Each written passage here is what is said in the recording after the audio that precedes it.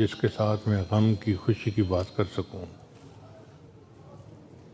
شریعت نے کہا کہ اس بچے کو نکاح کر کے شادی کر دو۔ چنانچہ 4 باتیں سنن المرسلین ہیں، سارے رسولوں کی سنت ہیں۔ پہلی بات کہ جتنے انبیاء بھی تشریف لائے وہ سب کے سب مسواک کرتے تھے، کوئی نبی بھی ایسے نہیں کہ جنہوں نے مسواک نہ کی ہو۔ السواک۔ دوسرا کام التعطر، جتنے بھی رسول آئے سب خوشبو استعمال کرتے تھے، کوئی بھی نبی ایسے نہیں کہ جو ملنگ ٹائپ ہوں، گندے رہتے ہوں، نہاتے نہ ہوں، غیر ضروری بال جسم کے بڑے ہوئے، ایسے ایک نبی بھی ایسے نہیں آئے۔ انبیاء نے صفائی کو پسند کیا، بلکہ نبی علیہ السلام نے تو فرمایا النظافۃ من الایمان، صفائی آدھا ایمان ہے، نصف الایمان کہا گیا۔ اور تیسرا فرمایا کہ جتنے بھی انبیاء آئے سب کے سب الحیا، انہوں نے حیا کی تعلیم دی۔ کوئی رسول ایسے نہیں کہ جنہوں نے بے حیائی کو جائز قرار دیا ہو۔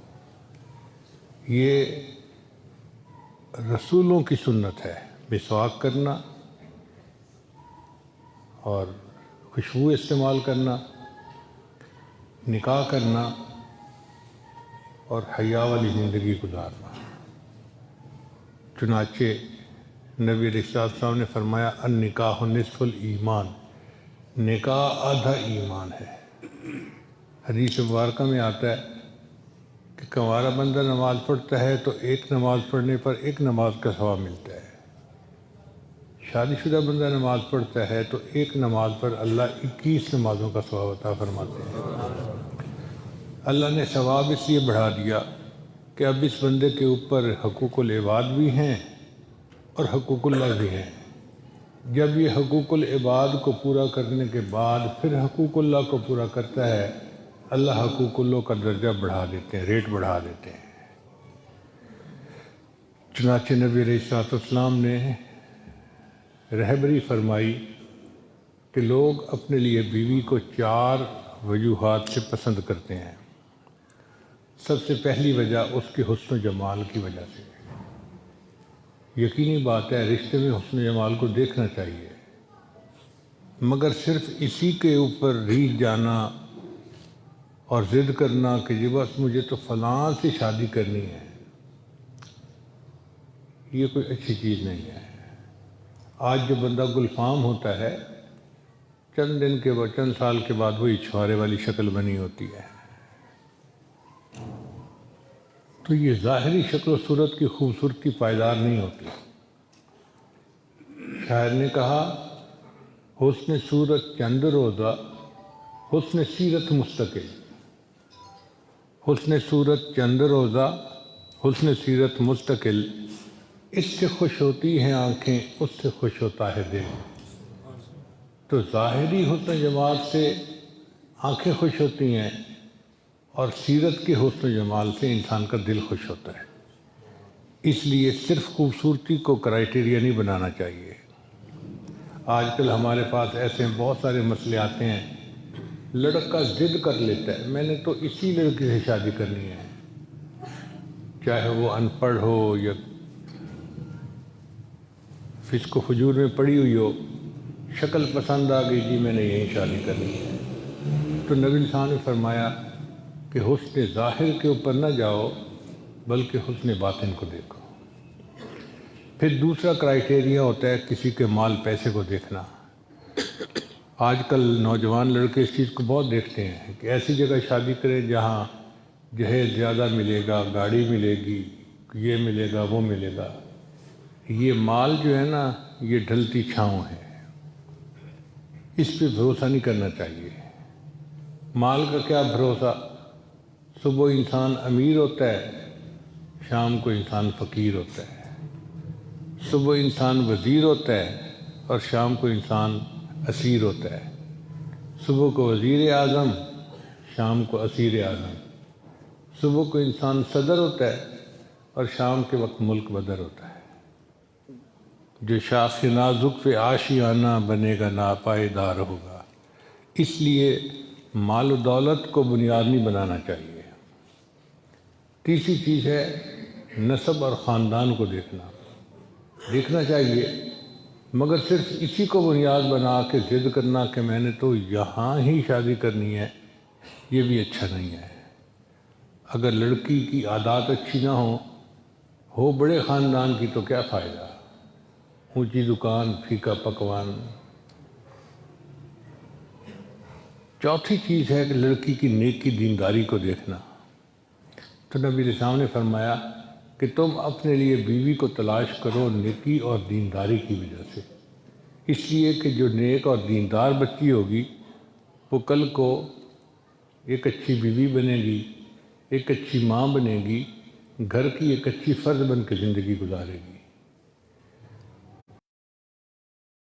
آنچل بھی نہیں سر کا سنبھالا جاتا، جس سے آنچل بھی نہیں سر کا سنبھالا جاتا، اس سے کیا خاک تیرے گھر کی حفاظت ہوگی۔ جو دوپٹے کی تو حفاظت کر نہیں سکتی، وہ گھر کی کیا حفاظت کرے گی۔ اس لیے رشتوں کو تلاش کرنے میں سب سے پہلے دین کو دیکھنا چاہیے، اس کے بعد باقی چیزوں کو بھی دیکھنا چاہیے۔ دیکھیے اللہ کے پیارے حبیب صلی اللہ علیہ وسلم نے ہمیں کس حد تک رہبری فرمائی۔ چنانچہ دین کی بنیاد پہ جو رشتے ہوتے ہیں وہ پائیدار ہوتے ہیں۔ شریعت نے حکم دیا کہ جب شادی ہو جائے تو خیرکم خیرکم لأہلہ، تم میں سے سب سے بہتر وہ ہے جو اپنے اہل خانہ کے لیے بہتر ہے۔ یعنی انسان کا اندازہ اس کی تجارت سے نہیں لگائیں گے کہ بڑا اچھا بندہ ہے، اس کے دوستوں سے نہیں لگائیں گے، اس بات سے لگائیں گے کہ گھر والوں کے ساتھ اس کا برتاؤ کیسا ہے۔ اگر اچھا برتاؤ ہے، گھر والوں کے لیے باعث رحمت بنا ہوا ہے، تو وہ ایک اچھا انسان ہے، اور جو گھر والوں کے لیے اچھا نہیں وہ اچھا انسان ہی نہیں ہے۔ اور نبی صلی اللہ علیہ وسلم نے فرمایا انا خیرکم لأہلی، لوگوں میں تم میں سے سب سے زیادہ اپنے اہل خانہ کے لیے بہتر ہوں۔ چنانچہ شریعت یہ چاہتی ہے کہ جب شادی ہو جائے تو میاں بیوی خوب پیار محبت کی زندگی گزارے۔ اس لیے دین اسلام نے لو میرج کو پسند نہیں کیا، لو آفٹر میرج کو پسند کیا کہ شادی ہو گئی اب میاں بیوی جتنی محبت سے رہو اتنا ثواب ہے۔ یہاں تک حدیث مبارکہ میں آتا ہے کہ جب بیوی خاوند کو دیکھ کر مسکراتی ہے اور خاوند بیوی کو دیکھ کر مسکراتا ہے، اللہ تعالیٰ ان دونوں کو دیکھ کر مسکراتے ہیں۔ آپ بتائیے اللہ کو راضی کرنے کا اس سے اور آسان طریقہ کیا ہو سکتا ہے کہ جب بیوی خاوند کو دیکھ کر مسکراتی ہے اور خاوند بیوی کو دیکھ کر مسکراتا ہے، اللہ تعالیٰ ان دونوں کو دیکھ کر مسکراتے ہیں۔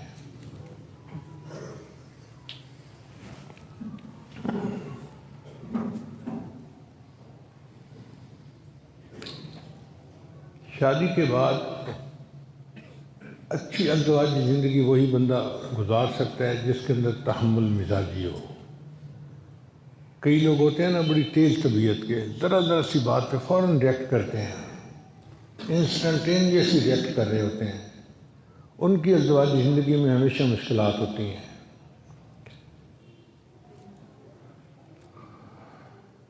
انگریزی میں کہتے ہیں to run a big show one should have a big heart, کہ بڑا کام کرنے کے لیے پھر بندے کو دل بھی بڑا کرنا چاہیے۔ جو چاہتا ہے کہ میرا گھر آباد رہے اس کو اپنا دل بڑا کرنا پڑے گا، تب اس کا گھر آباد رہے گا۔ چھوٹی چھوٹی باتوں پہ بیوی سے جھگڑا کر لینا اور لڑائی جھگڑے پہ آ جانا یہ اچھی بات نہیں ہوتی۔ آج کل کا مشینی دور ہے، اور مشین جب ڈیزائن کی جاتی ہے نا تو اس کے پرزوں میں کلیئرنس ٹالرنس ہوتی ہے۔ شافٹ کا سائز اگر اتنا ہے تو بیرنگ کا سائز اتنا ہوگا، ان کے درمیان چند تھاؤزنڈ کا فرق ہوتا ہے، ایک نہیں ہوتا۔ اگر کلیئرنس زیرو ہو جائے تو مشین جام ہو جائے گی، چلے گی نہیں۔ تو کچھ نہ کچھ کلیئرنس رکھنی پڑتی ہے۔ اسی طرح ازدواجی زندگی کا بھی یہی معاملہ ہے کہ میاں بیوی کی اچھی زندگی تب گزرتی ہے جب ایک دوسرے کے لیے ان کے دلوں میں محبت ہو اور وہ ایک دوسرے کی چھوٹی چھوٹی غلطیوں کو نظر انداز کر دیں۔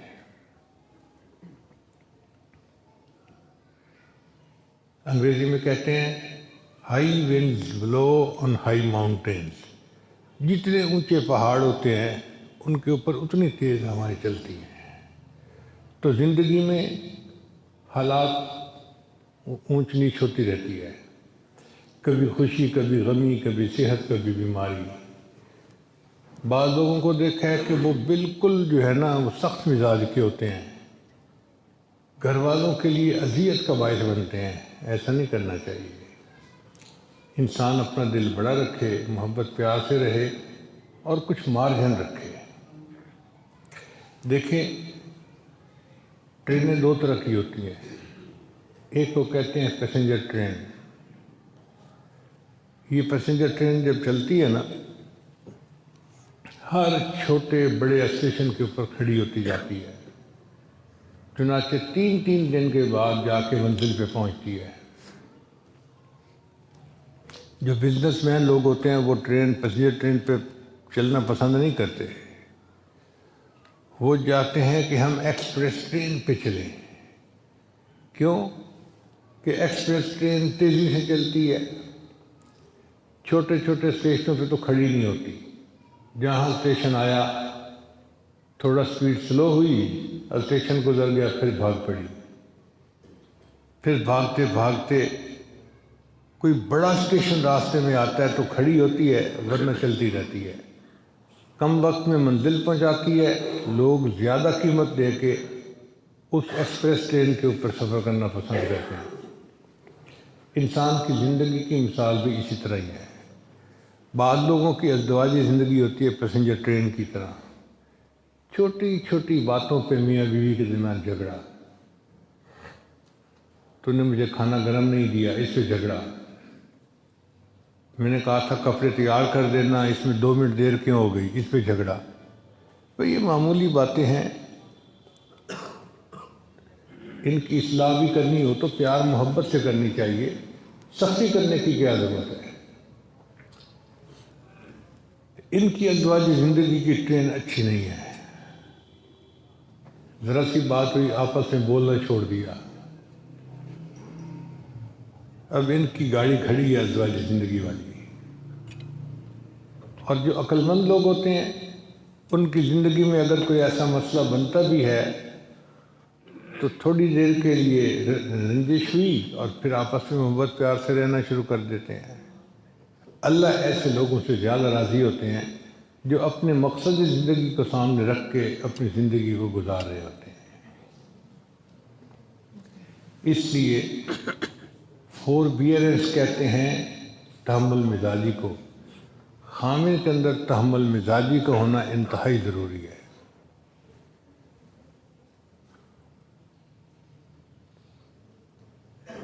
حدیث مبارکہ میں آتا ہے کہ نبی علیہ السلام ایک ام المومنین کے ہاں رات کو تھے، دوسری ام المومنین نے ایک کھانا بنایا جو لذیذ تھا، تو ان کا دل چاہا کہ میں یہ کھانا نبی علیہ السلام کو بھیجوں کہ وہ بھی کھائیں گے، چنانچہ انہوں نے پیالے میں ڈال کے نا وہ حلوہ سمجھ لیں بھجوا دیا۔ اب باری تھی عائشہ رضی اللہ تعالیٰ عنہ کی، نبی علیہ السلام ان کے گھر میں تھے، تو ایک غلام جو تھا وہ لے کے آیا پیالہ، اس میں کھانا تھا، تو نبی علیہ السلام نے ام المومنین عائشہ رضی اللہ عنہا کو فرمایا کہ عائشہ تم یہ کھانا لے لو۔ اب عائشہ رضی اللہ عنہا کی طبیعت کو برداشت نہیں ہو رہا تھا، وہ یہ چاہتی تھیں جب باری میری ہے تو نبی علیہ السلام میرے گھر میں بھی رہیں گے اور کھانا بھی میں پکا کے کھلاؤں گی، کوئی اور کیوں کھلائے۔ چنانچہ انہوں نے ادھورے من سے جو پیالہ پکڑا تو نیچے گر کے ٹوٹ گیا۔ ہم اگر ہوتے نا تو ہم تو طوفان کھڑا کر دیتے، اندھی ہے، دکھائی نہیں دیتا، عقل کام نہیں کرتا، یہ نہیں کرتا، وہ نہیں کرتا، پتہ نہیں کیا کیا زبان سے بولتے رہتے۔ نبی صاحب نے کوئی بات نہیں فرمائی۔ نبی السلام خود گئے اور ایک اور جو ہے نا برتن لے کے وہ کھانا اس میں ڈال دیا اور اپنے گھر کا ایک پیالہ اس غلام کو دیا اور اس کو کہا کہ بھئی جہاں سے کھانا لائے ہو ان کو یہ پیالہ جا کے دے دینا، اور فرمایا غارت امو کے، تیری ماں کو غیرت آ گئی تھی۔ اتنی سی بات تھی، بات سمیٹ لی۔ بھئی عورتیں ہیں، خاوند کے معاملے میں غیرت آ جاتی ہے، تو اس لیے تحمل مزاجی کا ہونا انتہائی ضروری ہے۔ اس سے بڑے بڑے مسئلے سلجھ جاتے ہیں اور انسان خوشیوں بھری زندگی گزارتا ہے۔ پھر دوسری بات، کچھ خامد ہوتے ہیں جو بہت ہی غیر ذمہ دار ہوتے ہیں، ان میں سینس آف ریسپانسبلٹی نہیں ہوتی۔ چنانچہ ہم خود کئی دفعہ حیران ہوتے ہیں، بعض گھروں کا حال یہی ہوتا ہے کہ بجلی کا بلب بھی عورت لگوائے، پلمبر کو بھی عورت بلا کے کام کرے، باہر کے کام بھی عورت کروائے، حتیٰ کہ گھر میں باغیچہ لگا ہوا ہے تو مالی کو بھی عورت کام کرے۔ بھئی یہ کیسی بیوقوفی ہے؟ گھر کے اندر کی ذمہ داری عورت کی ہونی چاہیے اور گھر کے باہر کی ذمہ داری مرد کی ہونی چاہیے، اور گھر کے کاموں سے جی چرانا یہ اچھی بات نہیں ہے۔ اللہ کو یہ کام پسند ہے، اس پر عبادت کا ثواب ملتا ہے۔ حضرت موسیٰ علیہ السلام اپنی بیوی کے لیے آگ لینے گئے تھے، اللہ نے ان کو پیغمبری کا رتبہ عطا کر دیا تھا۔ نبی علیہ السلام گھر کے کاموں میں اپنی بیویوں کی مدد کرتے تھے، آٹا گوندنے میں، روٹی پکانے میں اور گھر کے باقی کام کرنے میں۔ تو گھر کے کاموں کو بہت خوشی سے کرنا چاہیے، سودا سلف لانا ہو تو خوشی سے لانا چاہیے۔ یہ مرد کے لیے عزت ہے، اللہ نے یہ ذمہ داری مرد کو دی ہے، تو جو مرد یہ ذمہ داری پوری کرے گا اللہ کی طرف سے اس کو اجر ملے گا۔ کوشش یہ کریں کہ زندگی سنت کے مطابق گزرے، کیونکہ زندگی سنت کے مطابق گزرے گی تو پریشانیاں کم ہوں گی۔ کراچی کے 2 بچے تھے، ان کی شادی کو کوئی 8-9 مہینے گزر گئے تو انہوں نے مجھے فون کیا کہ جی ہم میاں بیوی اس نتیجے پر پہنچے ہیں کہ ہمارا آپس میں مزاج نہیں ملتا، تو ہم بہتر یہ ہے کہ ابھی الگ ہو جائیں اور اپنے ماں باپ کو ہم بتا دیں۔ لیکن ہم نے یہ سوچا کہ آپ ہمارے شیخ ہیں تو ہم پہلے آپ کو بتا دیتے ہیں، اطلاع دے دیتے ہیں، پھر ہم ماں باپ کو بھی بتائیں گے۔ میں نے کہا کہ بھئی میں نے کراچی آنا ہے، ایک میرا پروگرام ہے، تو آپ چند دن ذرا ہولڈ کریں، مجھے صورتحال پہلے معلوم کرنے دیں، پھر میں آپ کو بتاؤں گا۔ جب میں وہاں گیا میں نے خامد سے بھی حالات پوچھے، بیوی سے بھی پوچھے۔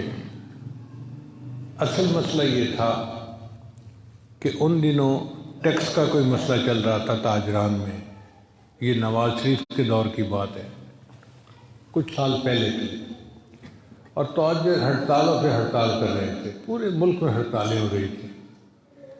اب ہڑتالوں کی وجہ سے کاروبار پہ اثر تو پڑتا ہے۔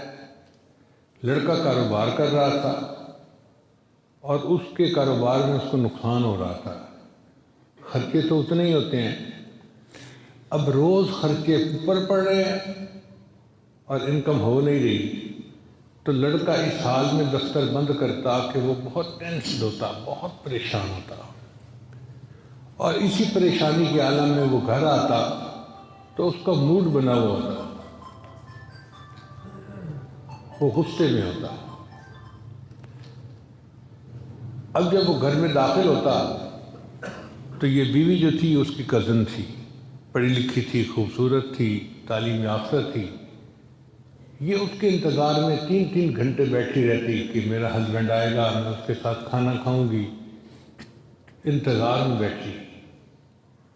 اب خامد آتا تو خامد کا منہ بنا ہوا ہوتا، تو بیوی سمجھتی کہ خامد کو میرے اندر کوئی انٹرسٹ ہی نہیں ہے، اس کو بھی غصہ آتا، میں اس کی کزن بھی ہوں، تعلیم یافتہ بھی ہوں، خوبصورت بھی ہوں، میرے اندر کیا کمی ہے کہ یہ مجھ سے محبت پیار کی بات نہیں کرتا، یہ منہ بنا کے آ جاتا ہے، شکل بنا کے آ جاتا ہے۔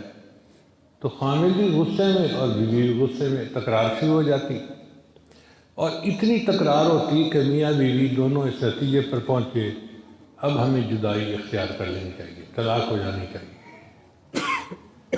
خیر میں نے ان کی بات سن کے لڑکے کو سمجھایا، دیکھو آپ کا کاروبار چلتا ہے یا نہیں چلتا، اس میں بیوی کا تو قصور کوئی نہیں نا، یہ تو اللہ کی طرف سے ہے معاملہ۔ بیوی بیچاری گھر بیٹھی ہے، اس کو کیا قصور کہ تمہارے پاس کوئی گاہک نہیں آیا یا تمہارا پروڈکٹ نہیں بچا۔ آپ جب اپنے دفتر کو بند کیا کریں نا تو دفتر کے جتنے غم ہیں ان کو اندر دفتر میں رکھ کے تالا لگا دیا کرو، اور گھر آیا کرو تو فریش چہرے کے ساتھ آیا کرو۔ ویسے بھی نبی علیہ السلام کی سنت مبارکہ ہے، عائشہ رضی اللہ عنہا فرماتی ہیں کہ نبی السلام جب بھی گھر تشریف لاتے تھے مسکراتے چہرے کے ساتھ آیا کرتے تھے اور اہل خانہ کو سلام کیا کرتے تھے۔ میں نے کہا کہ بھئی آپ خامد ہو تو آپ کو اس سنت پر عمل کرنا چاہیے۔ اس نے کہا جی میں ضرور اس سنت پر عمل کروں گا۔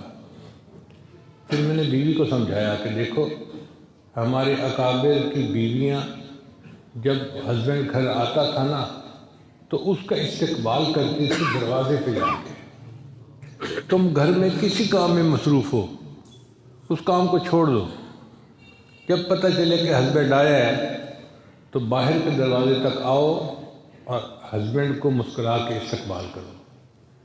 اس نے کہا جی میں اس پر عمل کروں گی۔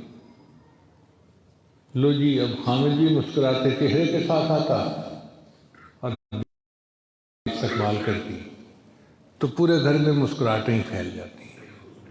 ایک مہینے کے بعد انہوں نے مجھے فون کیا کہ حضرت ہم نے ایک مہینہ ایسے گزارا ہے جیسے ہنی مون کا مہینہ ہوتا ہے، اور ہم اس نتیجے پر پہنچے ہیں کہ ہم سے بہتر جوڑا تو کوئی کپل ہو ہی نہیں سکتا۔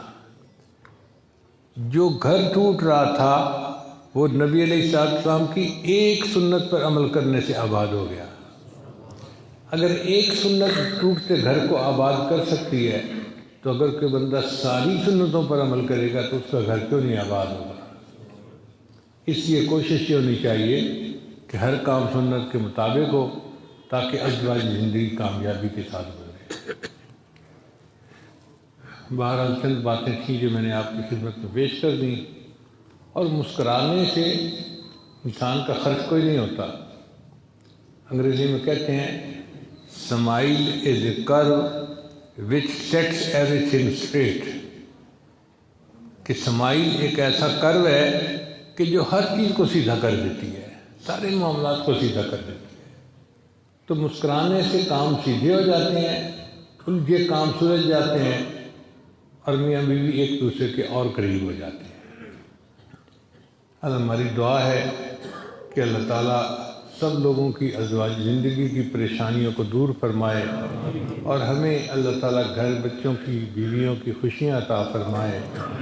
وآخر دعوانا ان الحمد للہ رب العالمین۔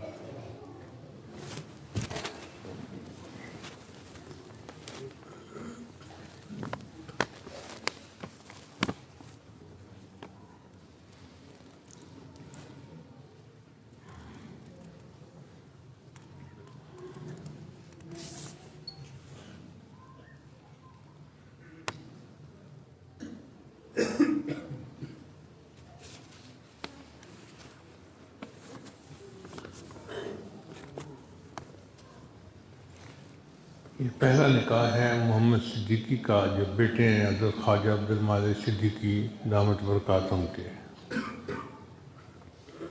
حبیب اللہ احمد آپ دلہن کے وکیل ہیں، کیا آپ نے مسمات مریم شبیر جو بیٹی ہیں شبیر احمد مرحوم کی، ان کو محمد صدیقی جو بیٹے ہیں خواجہ عبدالمالک صدیقی کے، ان کے نکاح میں بعوض حق میں 5 تولے سونا اور 5 لاکھ روپیہ عند طلب ادا کرنا ہوگا بمطابق شریعت محمدی۔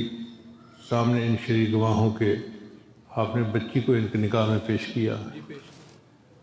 حاجی محمد صدیقی صاحب، کیا آپ نے مسمات مریم شبیر کو جو بیٹی ہیں شبیر احمد مرحوم کی، ان کو اپنے نکاح میں بعوض حق مہر 5 تولے سونا اور 5 لاکھ روپیہ عند طلب ادا کرنا ہوگا۔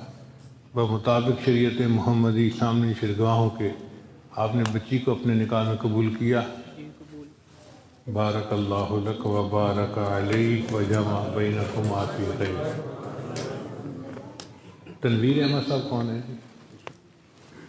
تنویر احمد صاحب، کیا آپ نے مسمات عفت جاوید کو، جو بیٹی ہیں جاوید احمد صاحب کی، عبد المنعم جو ارشاد صاحب کے بیٹے ہیں، ان کے نکاح میں بعوض حق میں 10,000 روپیہ بمطابق شریعت محمدی سامنے شرگاہوں کے آپ نے بچی کو ان کے نکاح میں پیش کیا؟ ہاں جی، عبد المنعم صاحب کون ہیں؟ جی عبد المنعم صاحب، کیا آپ نے مسمات عفت جاوید کو، جو بیٹی ہے جاوید احمد صاحب کی، اپنے نکاح میں بعوض حق میں 10,000 روپیہ بمطابق شریعت محمدی سامنے شرگاہوں کے اپنی بچی کو اپنے نکاح میں قبول کیا؟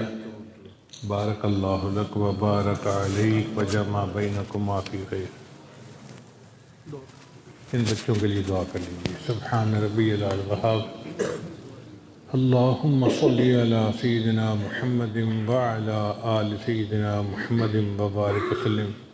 اے رب کریم، جن بچوں کا نکاح ہوا ان کو اللہ اس نکاح کو دونوں طرف کے والدین کے لیے خوشیوں کا سبب بنا، دونوں طرف کے خاندانوں کے لیے عزتوں کا سبب بنا۔ اے اللہ، ان بچوں کے رزق میں برکت عطا فرما، ان کے دین میں برکت عطا فرما، ان کے کاموں میں برکت عطا فرما۔ اے اللہ، ان کو بری نظر سے محفوظ فرما، برے اثر سے محفوظ فرما، جادو ٹونے سے محفوظ فرما، حاسدوں کے حسد سے محفوظ فرما، اپنی رحمتوں کی پشت پناہی نصیب فرما۔ اے اللہ، ان بچوں کو نظر بد سے محفوظ فرما۔ اے اللہ، ہر قسم کے اثرات سے محفوظ فرما، اپنی مدد اپنی نصرت ان کے شامل حال فرما۔ اے اللہ، زوجین کو ایک دوسرے کی قدردانی کی توفیق عطا فرما۔ پروردگار عالم، جو محبتیں آپ نے عالم علیہ السلام اور اماں حوا کے دل میں عطا فرمائیں، ویسی محبتیں ان کے بھی دل میں عطا فرما۔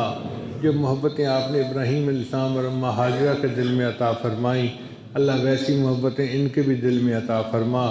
جو محبتیں آپ نے نبی علیہ السلام اور اماں عائشہ صدیقہ عنہا کے دل میں عطا فرمائیں، وہ محبتیں ان کے بھی دل میں عطا فرما۔ اللہ، ان کو خیر کے اوپر جمع فرما، ایک دوسرے کے شر سے محفوظ فرما، نفس اور شیطان کے مکر و فریب سے محفوظ فرما۔ اے اللہ، ان کو مثالی جوڑا بن کر زندگی گزارنے کی توفیق عطا فرما۔ مجمع میں جتنے نوجوان ہیں جو شادی کی عمر کو پہنچ گئے، اللہ ان کو نیک دیندار قدردان رشتے نصیب فرما، ماں باپ کے لیے ان کے فرض ادا کرنے آسان فرما۔ اے اللہ، جو شادی شدہ ہیں ان کو بیوی بچوں کی خوشیاں نصیب فرما۔ اے اللہ، ازواج زندگی کی پریشانیوں کو ختم فرما۔ ہماری ان دعاؤں کو اپنی رحمت سے قبول فرما۔